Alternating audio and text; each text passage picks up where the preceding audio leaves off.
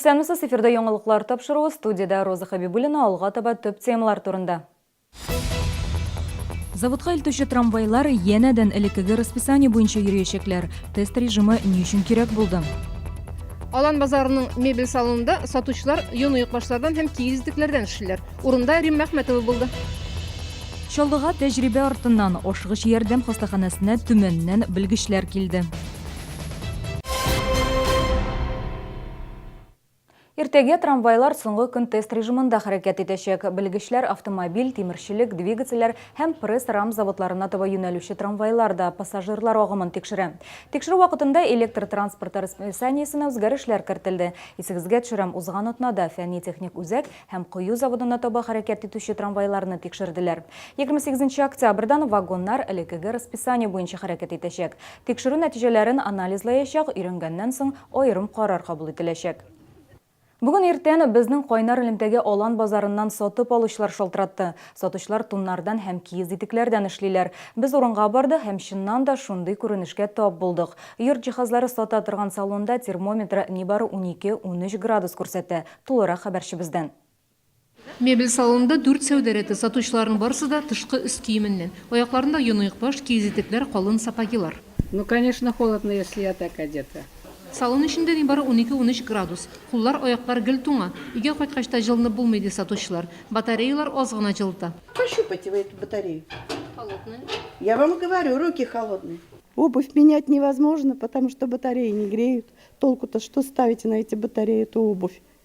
Видите, без горла, без всего. Простыли. Да. Алан базар эчендәге мебель салоны кичке сәгать 5-кә кадәр ачык. Сатучылар һәр көне 8 сәгать салкында эшләргә мәҗбүр. Сишәмбе базарның ял көннән соң аеруча салкын була икән. Утыргычларны җылытабыз, диләр алар. Базар эчендә салкын икәнлекне үз күзләребез белән күргәч, без директор кабинетына бардык. Тик ул урынында юк иде. Җавапны телефон аша яздырдык. Мебель таşıdılar bugün, mebel кертtiler. Satırga ala bit mebel taşıyorlar. Işıklar açık, su nazdaniye. Ol bit 3 minutta jönüp yılınıp jitalmay. İkinciden test bire bugün kündəgi de 60-65. Tak? И жылынып jitalmay zdaniye. Şunun arkasında da bugün әдірә салкынчарак. Ничего страшного. Директор тагын артларыннан ишекләрен ябып йөрсеннәр дип тә өстәде. Рим Әхмәтова, Ленар Султанов, Яңалыклар. Республикада ишек алларын комплексты төзекләндерү планы кабул ителде. Әлеге программа 5 елга исәпләнгән. Ишек алларын төзекләндерүдә җирле үзидарә советы рәисләре дә катнашырга тиеш. Активистлар үзләренең ишек алларын яңарту буенча программалар әзерләячәк. Алар ярдәмендә комплекслардагы проблемаларны ачыклаячаклар. Программа 2018 елда башланып, 2023 елга кадәр дәвам итәчәк. Ашыгыч ярдәм хастаханәсенә Төмән өлкәсеннән делегация килде. Белгечләр Чаллы тәҗрибәсен өйрәнә. Кунаклар ашыгыч ярдәм күрсәтү тәртибе, дәвалау процессын оештыру белән танышты. Хезмәттәшләр медицина учреждениеләрендә булган проблемалар белән дә уртаклашты. Төмән кунакларын Чаллыда ашыгыч ярдәм күрсәтүнең барлык этаплары кызыксындыра. Төмән өлкәсенең берничә медицина учреждениесендә төзекләндерү көтелә. Шуңа күрә белгечләр Чаллы тәҗрибәсен өйрәнә. В плане этой реконструкции предполагается некоторые службы реорганизовать и произвести реконструкцию приемного отделения. У нас аналогичная схожая клиника.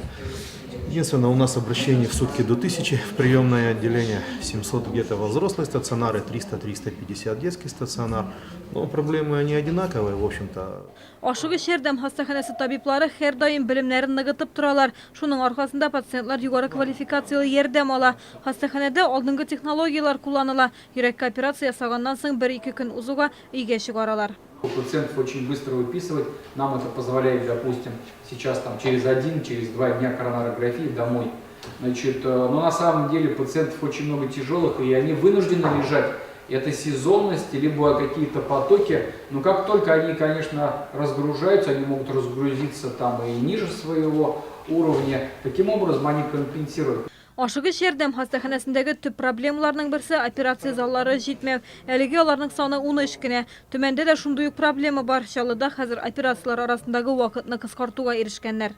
Это, конечно же, зависит от менеджмента, который работает в отделении, операционном отделении. Тем не менее, служба качества проводит регулярные хронометражи, отслеживания, насколько сокращаются время между операциями. И пластичность и гибкость графиков позволяет унифицировать наши операционные, использовать, может быть, соседние смежные операции для каких-то других пациентов. Төмен хирурглары оештыру моментларын да өйрәнде. Үзләренең өлкәләренә кайту белән шагылы тәҗрибәсе буенча фикер алышачаклар. Гүзәл Шихапова, Сергей Вильданов, Яңалыклар. Татарстаннан хәрби хезмәткә алынган егетләр әти-әниләре белән ташламалы шартларда телефоннан сөйләшә ала. Россиядә 7 еллап эшләп килә торган әниеңә шалтырат социаль проекты быелның языннан Татарстанда да кулланылып килә.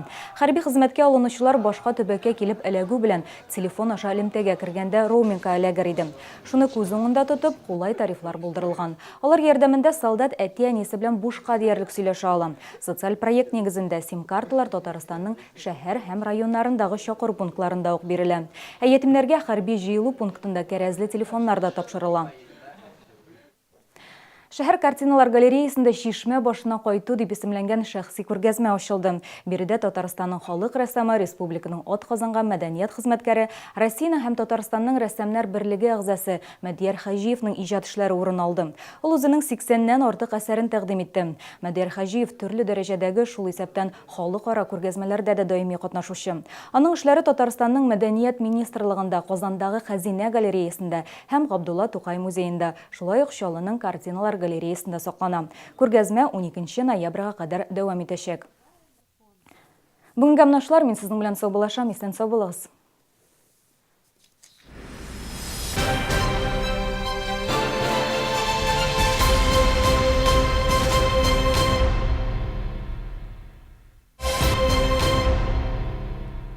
Комфортное лечение зубов по доступным ценам в стоматологии «Улыбка». 39 23 23. В магазине «Зима» новое поступление дубленок, норковых и мутоновых шуб. А на куртки и пальто гигантские скидки. Плюс пуховик в подарок. «Зима». ТЦ Палитра, 3-й этаж. Крупнейшая в Европе сеть клиник лазерной косметологии и пластической хирургии Линлайн приглашает врачей-косметологов в свою команду. Телефон 8 800 500 12 64.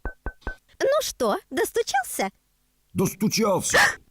А у нас отличные новости. За что купили, за то и отдаем. Дешево.центр. Смотрите, метровый телевизор отдаем за 14 990, а конвектор всего за 999 рублей. Корпорация «Центр и Селдом». Все как для своих.